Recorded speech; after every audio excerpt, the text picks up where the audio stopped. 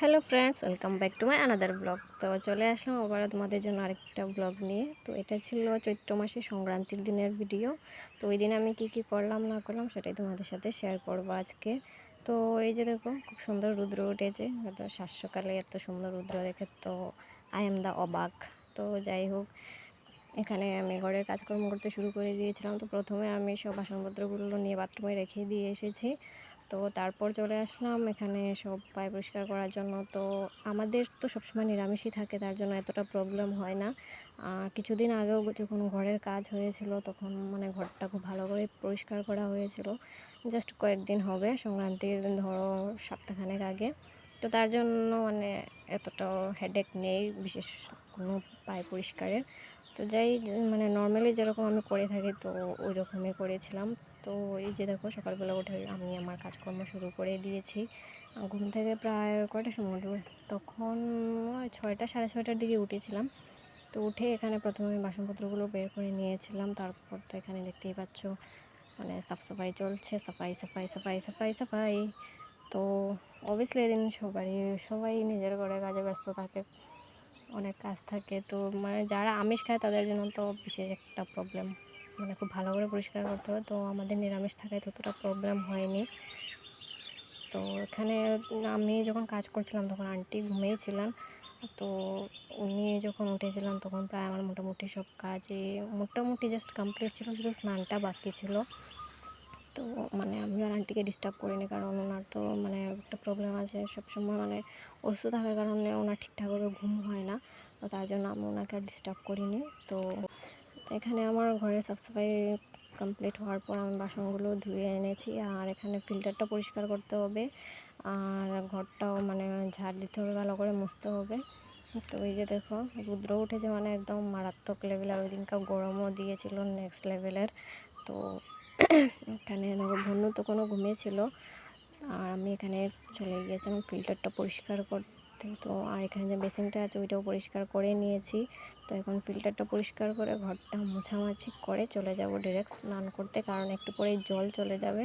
তো জল চলে যাওয়ার পর রান্নার জলের জন্য অনেকটাই প্রবলেম হবে, তার জন্য আমি তো এখানে আমি গতকালের ভিজে যা কাপড় চোপড় ছিল সেগুলো বাইরে দিয়ে দিয়েছি। আর এখানে ঠাকুর ঘরে দেখো সবাই কত সুন্দর ঘুমিয়ে আছেন, একটু পরে এসে ওদেরকে উঠিয়ে দেবো। তো এই যে চলো এবার আমি স্নান করে আসি। আর এই যে দেখো নতুন সদস্য, ও তো হাঁটাহাঁটি করছিল। আজকে আই থিঙ্ক কী বলে ডে 2 এই বাড়িতে। তো ও রোদ পোয়াচ্ছে। তো আমি এখানে ফাইনালি স্নানটা করে চলে আসলাম। আর এখন আমি তুলে নেব জল। জল ছাড়া মানে সব কিছু একদম পরিষ্কার করে নিয়েছি, ঘরে একটাও জল নেই রান্না বান্না করার, ফিল্টারও পরিষ্কার। তো আমি প্রথমে ফিল্টারটা ভরে নিলাম, তারপর এখানে রান্নার জন্য অল্প জল তুলে নিয়েছি। আর এই যে দেখো আমি মানে ঠাকুরঘরটা মুছেও নিয়েছি, এবার দিয়ে দেব পুজো। তো এই যে দেখো পুজো কমপ্লিট। এখানে কত সুন্দর সবাই বসে আছেন। আর গোপীসোনা আর বাকি বিয়ারকে আমি নতুন ড্রেসও পরিয়ে দিয়েছি আজকে মানে চৈত্র সংক্রান্তির দিনে।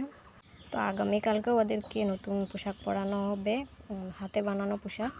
তো এখানে পূজা কমপ্লিট হওয়ার পর আমি সবার কাপড় চোপড় মানে ধুয়ে দিয়েছি, গোপীসোনাদের কাপড় চোপড়ও ধুয়ে দিয়েছি।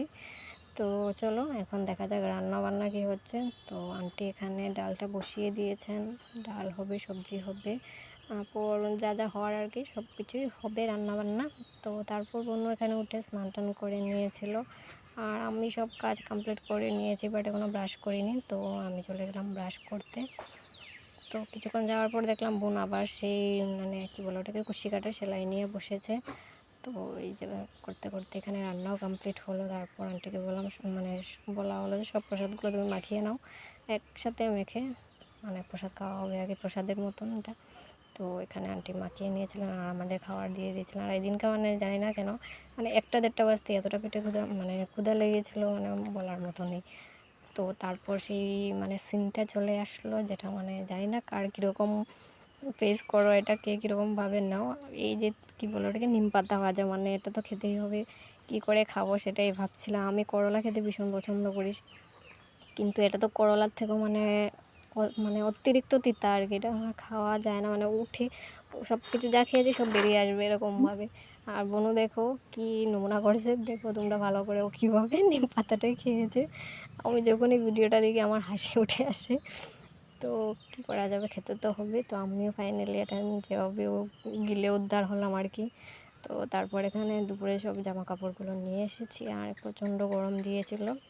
তো আমরা এখানে ঘুমিয়ে গিয়েছিলাম দুপুরবেলা, কারণ জানি না এতটা টায়ার্ড কেন লাগছিল, মানে অতিরিক্ত হয়ে গেছিলো। সকালে উঠে অনেকগুলো কাজ করতে হয়েছে, তারপর এখানে রান্নাবান্না করা হলো, খাওয়া দাওয়া হলো, আর তারপর এতটা আলস্য হয়ে গেছিলো সবাই, একদম মানে মরার মতো ঘুম দিয়েছে দুপুরবেলা, মানে একদম দরজা জানালা সব বন্ধ করে। তো আমি এখানে একটু মানে ভিডিও করলাম আর কি। তো টাটা ফ্রেন্ডস, এটাই ছিল আমার মানে চৈত্র সংক্রান্তির ব্লগ। দেখা হবে অন্য কোনো ভিডিও।